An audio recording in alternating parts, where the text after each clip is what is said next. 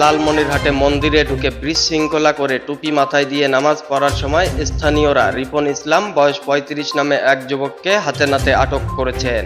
শনিবার ১৪ সেপ্টেম্বর দুপুরে লালমনিরহাট পৌরসভার কাজীটারি গ্রামের শ্রী শ্রী দুর্গা ও কালী মন্দিরে এ ঘটনা ঘটে। আটক যুবককে পুলিশের কাছে সোপর্দ করেছেন স্থানীয়রা।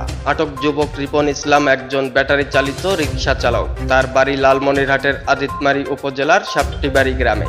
কাজীটারি দুর্গা ও কালী মন্দিরের সভাপতি সুবোধ চন্দ্র জানান, শনিবার দুপুরে সকলের অজান্তে রিপন ইসলাম নামে ওই যুবক মন্দিরের ভিতরে প্রবেশ করে বিশৃঙ্খলা সৃষ্টির অপচেষ্টা করছিলেন।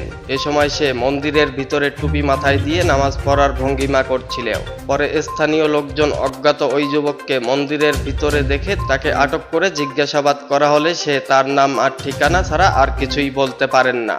পরে ওই যুবককে পুলিশের কাছে সোপর্দ করা হয়। প্রাথমিকভাবে ধারণা করা হচ্ছে সে মন্দিরের ভিতর মূর্তির ক্ষতি করতে মন্দিরে ঢুকেছিলেন।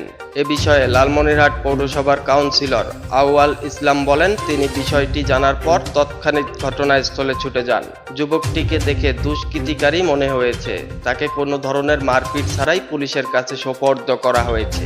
এ বিষয়ে লালমনিরহাট সদর থানার officers in charge OC Omar Faruk গণমাধ্যম কর্মীদের জানান, পুলিশের হেফাজতে আটক যুবককে জিজ্ঞাসাবাদ করা হচ্ছে। এ ঘটনায় মন্দির পরিচালনা কমিটির একটি অভিযোগ দিবেন বলেও জানান তিনি। Update time online news desk, Lalmonirhat.